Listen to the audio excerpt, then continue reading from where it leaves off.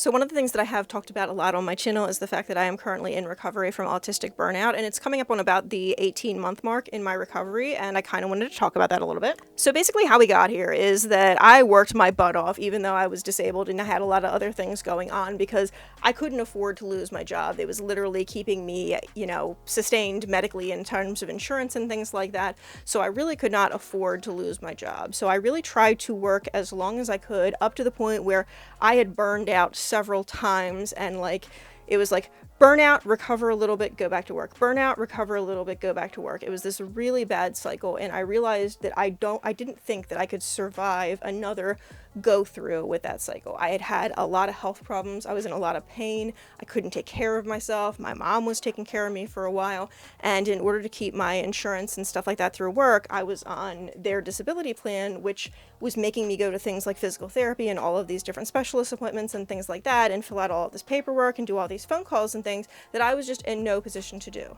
So I quit my job. I decided that I was just going to focus on recovery, and it has been about a year and a half since that happened. It was January of 2022 that I committed to actually recovering. And at first, as I said in my previous videos, it was realistically just about relaxing as much as possible and learning how to relax and learning how to not need to take care of myself and learning how to let other people help me and learning what things were worth expending my energy on and which things weren't worth expending my energy on. And one of the biggest things that I learned was that any relationship or involvement that I had to be masked for, that I had to be very careful when I talked to them, that I couldn't let my true self show because they would judge me or because they would treat me poorly or something like that. I just had to let those relationships go. Even if there wasn't necessarily anything wrong with that friend or that friendship, if it was just our communication styles were incompatible, I had to let that go. And the reason for that was just that I had become so exhausted that just the simple act of masking, which I didn't even realize that I was doing because I hadn't figured out I was autistic yet, but just that simple act of masking for other people was taking everything out of me. Shortly after I decided to take time to myself, that was when we realized that I was autistic. That was when I really started realizing how much I masked, how much I was reliant on masking to have a lot of my friendships and my job and things like that work properly, and how much I could no longer do that because it was a huge energy expenditure, and it was energy that I just didn't have. And more importantly, it was energy that I was expending on other people that they would not have expended to me in kind. Once I realized that I was an autistic burnout and literally the only solution was just to rest, I kind of just embraced my flop era. I admitted that I wasn't going to be able to make things creatively very often, that I wasn't going to be able to take care of myself very well, that I was going to try and make videos and do TikToks and things like that as I could, but that I did not have any high level of expectation for myself. And that was big for me. I think that embracing a flop era is something that every former perfectionist should do. Just embracing the idea of making stuff and acknowledging that it sucks and stuff like that, and getting over the need to be perfect or the need to be the most digestible, perceivable version of yourself.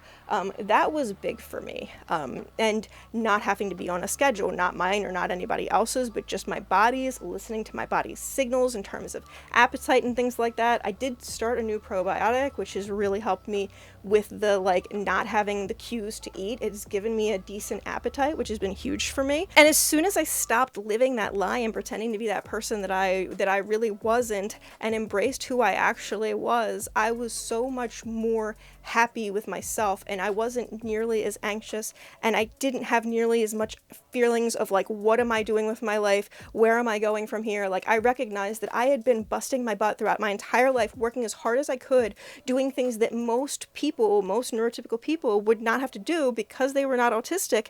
And it was at that point that I realized how much I had truly succeeded at, despite a physical disability, despite all of the bad things that happened to me in my childhood, and despite the fact that I'm autistic and didn't get diagnosed until I was nearly 40. But embracing all of that and taking that time for me and caring for me and learning how to have a better relationship with myself, my person, my body, with realizing that other people that couldn't digest me, it was not my problem. It was largely because they were neurotypical and I was autistic, or we were both autistic and that we just didn't jive because we were at the opposite ends of different spectrums. And it was really in doing that that I gained a lot of self-confidence about myself and could start focusing on who I was, because for so many years of my life, I was just pretending to be whoever the people pleaser needed to be to keep people from arguing and fighting and things like that. And when I really got down to it, I didn't even know who I was, what I liked, what I wanted to really do with my life, what I wanted to really focus on with my content. I didn't really know my identity, and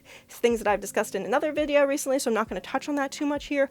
But I realized that there was so much that I didn't know about myself, and I just dedicated most of, honestly, the past year to just figuring out who I am, what I like, what I don't like, what things I'm just doing for others, what things I'm just doing to make myself more palatable for the public and things like that, and what things are truly important to me and my life and my existence.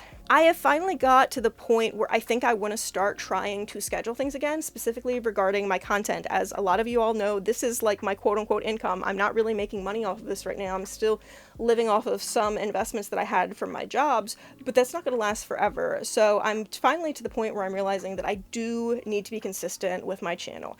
And initially, I'm going to be trying to strive for a video out every Monday that is going to be a commentary video. It may be one of the shorter form, less scripted commentary videos, like the one that I did on Taylor Swift and Maddie Healy, or it may be one of the like first reaction type things like I did on Shiny Happy People. And from there, what I'm going to do is try and have a lifestyle video that comes out on Friday that is about something lifestyle-wise that is important to me. So things like gardening, things like slow living, things like aesthetics, things like just existing with ADHD and autism and dealing with dealing with all of the things that I deal with and making content based on that. And I do have a couple of content ideas for that. So first off, for commentary, I'm going to try this weekend to get out a video on Colleen Ballinger. One of the things that I am trying to do, especially when there is a hot trending issue that I know my personal lived experience could really relate to, and this situation is definitely one of them, I am going to try to really get a video out as soon as possible. So I want to try and get it out by Monday. If I can get it out earlier in the weekend, phantasmagoric. But I also want to do a video on the AI SpongeBob streams that I've been seeing on TikTok. Let me know if you're on that side of TikTok, because I'm on the very weird side of TikTok right now, and I want to discuss that. That's going to be another commentary video that I think I'm probably going to do. Insofar as the lifestyle videos that I have planned, I want to do one on working in the office versus YouTube, now that I've kind of gotten a hand on like what working for YouTube is kind of like, what trying to develop your career as a content creator versus a corporate peon is, how cozy games are Hallmark movies for Gen Z, and I am a millennial and I kind of fit into that as well, but I think it's less common in the people that are my age and more common in my friends that are a little bit younger than me, so that's why I'm going with Gen Z. What I learned about myself when I stopped masking, and things I'm getting rid of for 40, because I do turn 40 in September. And then I have a video called Aesthetic for Less that is just about how to dress aesthetic without spending a huge, enormous fortune. I also have 2 product reviews coming up, and I never really intended to do reviews on them. I didn't plan this.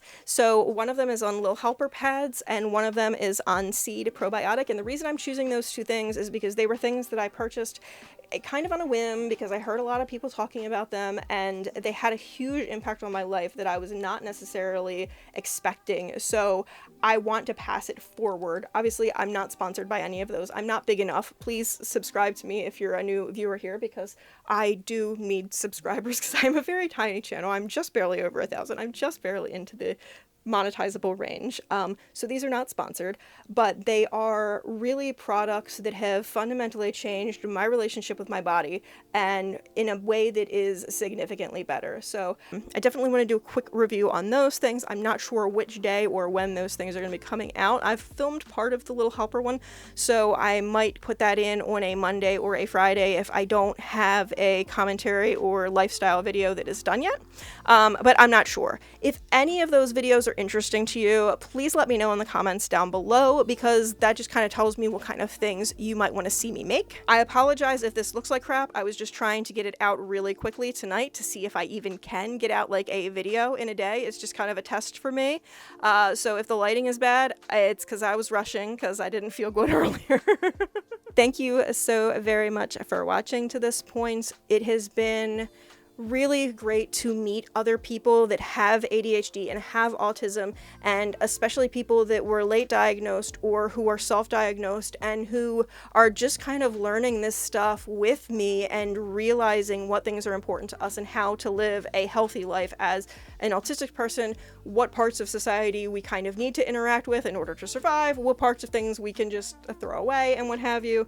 So it's been so great to meet other people that I didn't feel like I had to mask. I didn't have to make excuses. I didn't have to pretend to be normal for those people. And I think that's one of my favorite things about this channel so far is just I've met a couple people that are super awesome from it who have very similar lives and mentalities to me. And as somebody who has kind of spent most of my life feeling like an alien, feeling like I don't belong, it was just enormous to me to do that, to have that available to me, to meet people that don't expect me to be a people pleaser in order to stay in my life, you know? I think that's all that I have for now. Hopefully I'll get this video out today, which is Friday, June 16th. We'll see. Thank you so very much for watching. Again, if you don't mind subscribing, that helps me out a lot, and have a wonderful day.